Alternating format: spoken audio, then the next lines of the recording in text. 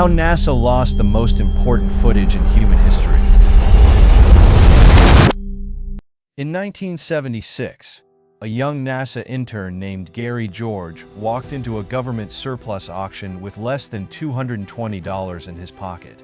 He left with 3 truckloads of videotapes, 1,150 reels in total. For decades, those boxes sat in his home, forgotten, gathering dust. He had no idea that buried among those reels was something NASA itself had been desperately searching for, something they thought was lost forever.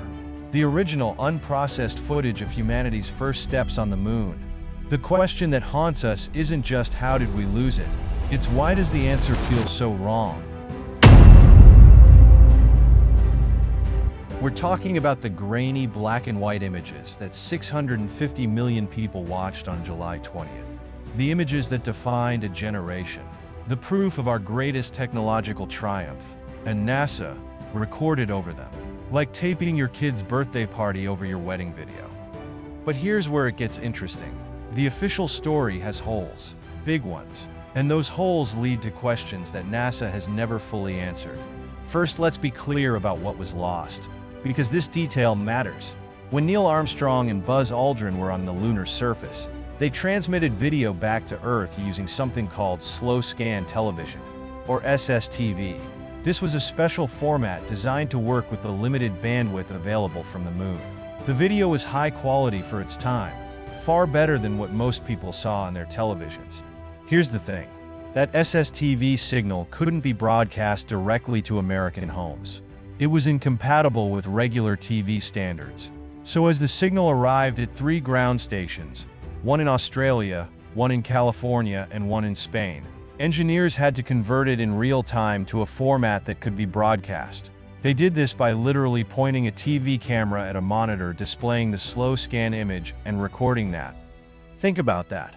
They took high-quality video from the moon and degraded it by filming it off a screen. That's what the world saw. That's what went into the history books. A copy of a copy. But NASA recorded the original SSTV signal onto magnetic telemetry tapes. These tapes contain the best quality images of the Apollo 11 moonwalk that would ever exist. Better than anything the public ever saw. Sharper, clearer, more detailed. By the early 2000s, no one at NASA could find these tapes. In 2006, NASA launched an official investigation. For 3 years, researchers combed through archives, interviewed retired engineers, tracked shipping manifests, and followed paper trails that led nowhere. The conclusion, announced in 2009, was stark. The tapes had probably been erased and reused sometime in the early 1980s. The reason? A magnetic tape shortage. NASA claims that between 1981 and 1983, facing budget constraints and a critical shortage of magnetic tapes for the Landsat Earth observation program, they began a mass recycling operation. Over 200,000 tapes were erased and reused during this period. Among them, presumably, were the original Apollo 11 recordings. We're talking about the first moon landing, the defining moment of the space age, the footage that represented humanity's greatest achievement. And NASA's explanation is, they needed to save money on tapes. Let's examine why this explanation feels so profoundly wrong. Point 1. The value was obvious. Even in the 1970s and 1980s, everyone knew the Apollo 11 footage was historically significant. This wasn't some obscure technical data. This was the moon landing, the most watched television event in human history. NASA wasn't some small startup. It was a government agency with a massive public relations operation. They knew the value of these images. How could such obviously precious material be treated as expendable? Point 2. The tape shortage itself. NASA's budget in the early 1980s was admittedly under pressure. But we're talking about an agency that had just spent $25.4 billion. That's over $280 billion in today's money to put men on the moon.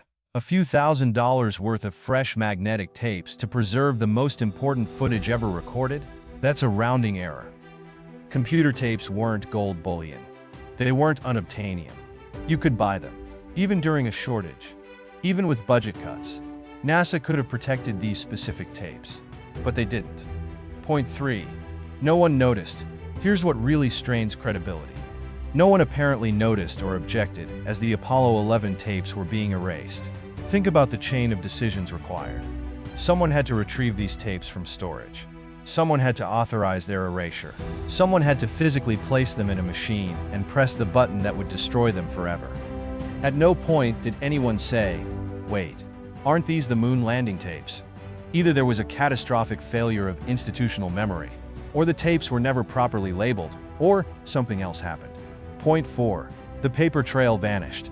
Perhaps most suspicious of all, NASA's 3-year investigation couldn't find definitive proof of what happened. No records of the tapes being erased. No documentation of their destruction. No witness who could confirm, "Yes, I personally erased those tapes." Just nothing. They're gone, and no one seems to know exactly how, when, or who authorized it. For an agency famous for its meticulous documentation, NASA still has the original flight plans, the mission checklists, even the moon rocks themselves. The complete absence of records regarding these tapes is baffling. So what really happened? Let's consider some possibilities. Theory 1. Bureaucratic negligence. Perhaps the most boring explanation is simply that no one was paying attention. The tapes may have been mislabeled or stored incorrectly. When the 1980s tape shortage hit, some mid-level bureaucrat saw a shelf full of old magnetic tapes, didn't know what they were, and sent them to be erased. It's mundane, it's frustrating, and it's entirely possible. Theory 2. Deliberate archival failure. Some researchers have suggested that NASA may have intentionally deprioritized preserving the original SSTV tapes because they already had the converted broadcast footage. From their perspective, they hadn't lost anything. The moonwalk was still recorded, just in a different format. This reveals a shocking failure to understand historical preservation. The original recordings weren't just different in quality, they were different in kind.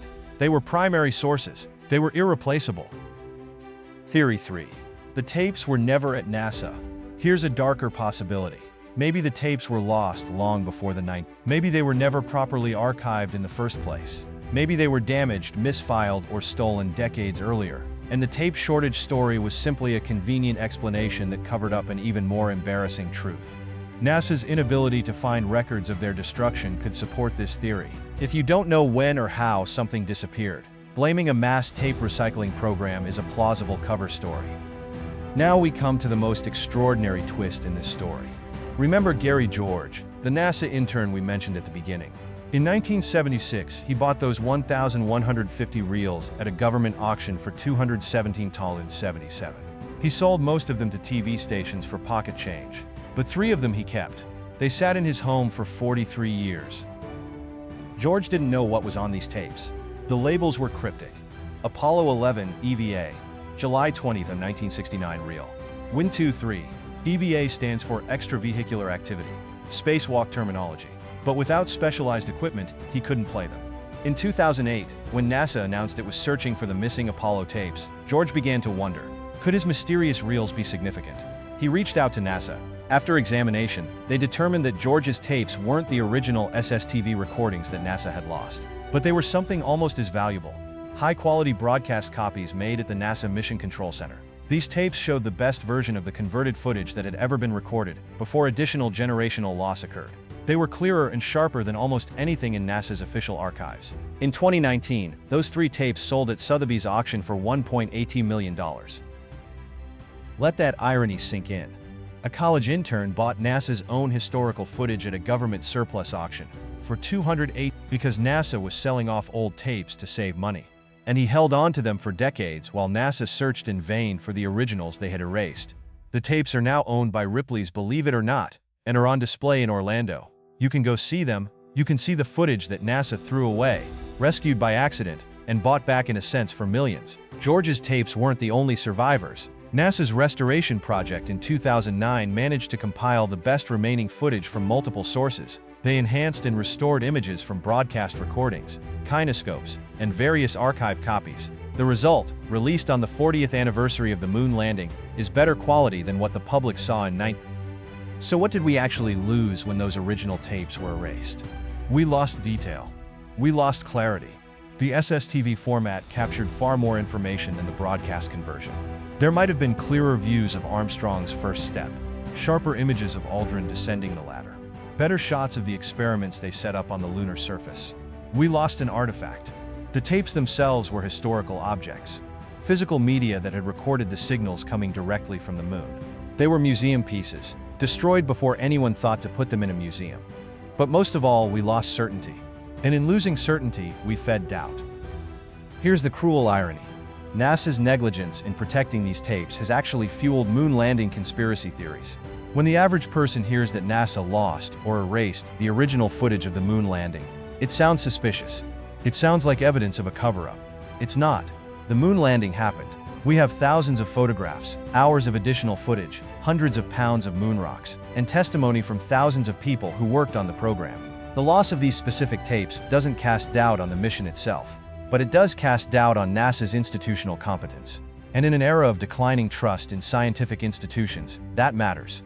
The Apollo 11 tape disaster is a cautionary tale about how we treat history. It's a story about bureaucratic short-sightedness, about budget pressures overriding preservation, about how the urgent can obliterate the important. We live in the digital age now, where storage is cheap and practically infinite.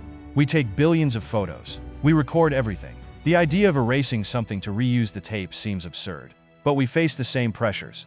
Old websites disappear. Digital archives decay. Streaming services remove content. We're still making decisions about what to keep and what to delete. And we're still getting it wrong.